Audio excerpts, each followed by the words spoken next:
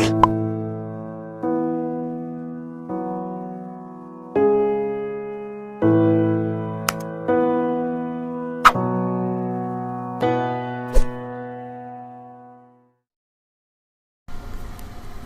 वालेकुम दोस्तों, Jain mobile and repairing lab में खुश आमदीद।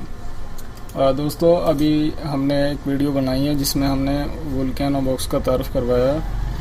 तो दोस्तों, हम वोल्केनो बॉक्स की दूसरी वीडियो बना रहे हैं। जैसा कि पिछली वीडियो में बताया गया था कि वोल्केनो बॉक्स का सेटअप को किस तरह से इस्तेमाल करना है और मोबाइल को किस तरह से डिटेक्ट करना है। तो दोस्तों, वैसे तो मैं वोल्केनो बॉक्स को इंस्टॉल करने की वीडियो पहले बना चुका हूँ, आप चैनल में देख सकते हैं। लेकिन फिर भी दोस्तों, मैं आपको थोड़ा सा इसके बारे में बताता हूँ कि वोल्केनो बॉक्स का सेटअप जो है वो इंस्टॉल नहीं होता। जैसे ही दोस्तों आप उसको इंटरनेट से डाउनलोड करते हैं तो सिर्फ एक फ़ोल्डर में उसको एक्सट्रैक्ट हेयर करना होता है। और दोस्तों उसके बाद उसमें जैसा कि उसकी जो फ़ाइल होती है आइकॉन डेस्कटॉप पे जैसे हम लाते हैं तो वो फ़ाइल उसमें शो हो जाती है। दोस्तों आप यहाँ पर देख सकते हैं वोल्केनो का मैंने सेटअप डाउनलोड किया हुआ है। दोस्तों, सबसे पहले वोल्केनो येलोस्टोन का जो दोस्तों पुराना वर्ज़न है 2.8.3। दोस्तों इसको आपने डाउनलोड करके एक फ़ोल्डर में दोस्तों राइट क्लिक करके इसको इस तरह से एक्सट्रैक्ट हेयर कर देना है। मैंने चूँकि किया हुआ है इसलिए मैं आपको सिर्फ बता रहा हूँ।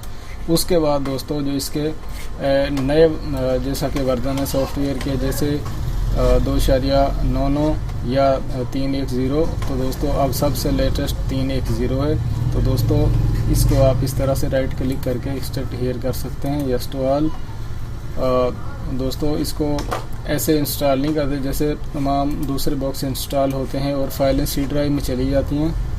तो दोस्तों यहाँ से ये आप देख सकते हैं दोस्तों आइकन, यहाँ से आपने डबल क्लिक करके इसको ओपन कर लेना है या इसको सेंड टू करके आप क्रिएट शॉर्टकट भी बना सकते हैं।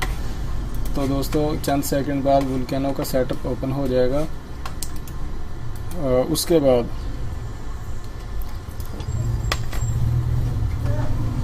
दोस्तों ये वोल्केनो का सेटअप है जो कि सबसे अब तक नई अपडेट है।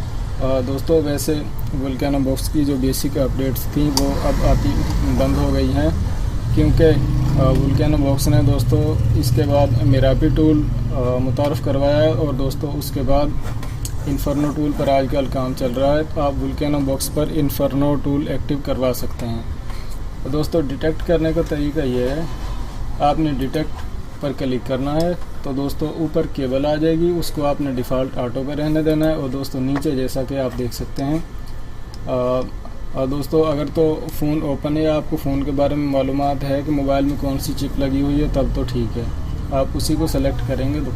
दोस्तों अगर आपको पता ना हो तो आप गूगल पर उसका मॉडल लिख कर, जैसा कि मिसाल के तौर पे दोस्तों मैं एग्ज़ाम्पल आपको थोड़ा सा बताता हूँ, जैसे Q mobile K100 flash file.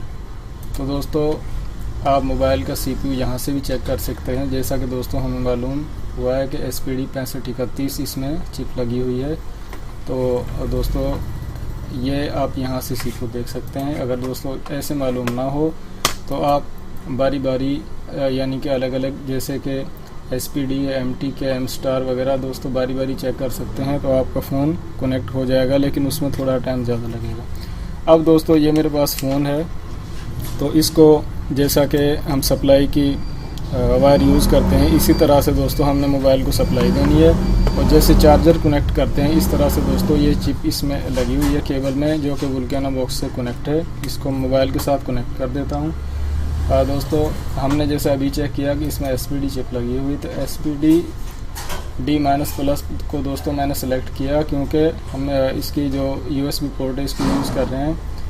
दोस्तों डिटेक्ट पर क्लिक करना है, चंद सेकंड का टाइम लगेगा, कोई पावर बटन प्रेस करने की ज़रूरत नहीं है। अगर MTK चिप लगी हो जिसको आप चेक कर रहे हैं तो फिर दोस्तों पावर बटन प्रेस करने की ज़रूरत पड़ेगी। दोस्तों मैं आपको याद करवा दूं, चैनल में SPD और MT के CPU मोबाइल को खोले बगैर चेक करने का तरीका चैनल में उसकी वीडियो पहले से मौजूद है दोस्तों, वो आप देख सकते हैं। तो यहाँ पर दोस्तों आप देख सकते हैं कि मोबाइल जो है वो ये फ़ोन लिखा आ रहा है, यानी कि मोबाइल जो है वो कनेक्ट हो चुका है। इसका जो डेटा प्लस है वो दोस्तों 3 पर है और जो डेटा माइनस है वो 2 पर है। तो दोस्तों इस डिटेक्ट होने के बाद मोबाइल को जैसे सेट पिन आउट, तो दोस्तों जब सेट पिन आउट हो जाएगा तो तब मोबाइल ऐसे होगा जैसे कि डायरेक्ट कंप्यूटर से कनेक्ट हो चुका हो। उसके बाद दोस्तों जैसा कि SPD है और इसमें 6531 चिप लगी हुई है ये। तो दोस्तों आप यहाँ से ऑटो को अगर हटा देंगे तो जैसे आपने पिन आउट को सेव किया है उसकी दोबारा यानी कि यहाँ पर ज़रूरत नहीं पड़ेगी। लेकिन अगर कुछ देर हो जाए और सिस्टम बीप की आवाज़ दे तो आपको दोबारा से कनेक्ट करना पड़ेगा।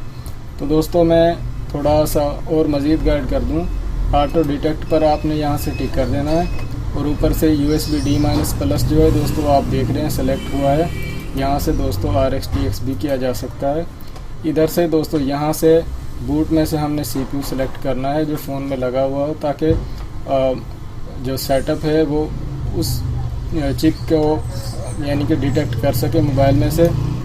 दोस्तों ये यहाँ से आप बाउट कम कर सकते हैं दोस्तों, ज़्यादा भी कर सकते हैं, लेकिन ये डिफ़ॉल्ट है यहाँ पर तो इसको यहीं पर रहने देना है दोस्तों। अगर इसका रीडिंग या राइटिंग में एरर आए तो दोस्तों आप इसको यहाँ तक कम कर सकते हैं।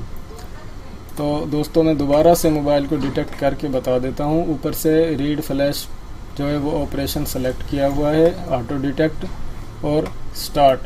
तो दोस्तों पावर बटन पुश नहीं करना, चंद सेकंड का टाइम लगेगा और मोबाइल जो है फ़ौरन कनेक्ट होगा और साथ में फ़ाइल भी रीड होना शुरू हो जाएगी।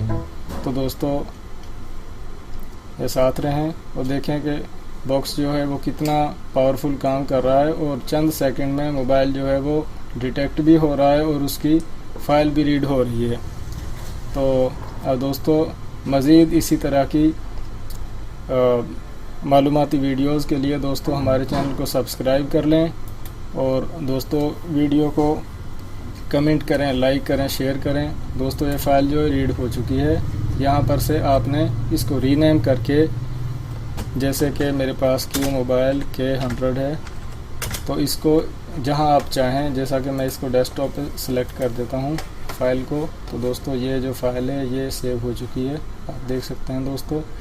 इसी तरह दोस्तों दूसरे ऑपरेशन हैं। तो दोस्तों उम्मीद है आपको वीडियो पसंद आई होगी। अल्लाह हाफिज़।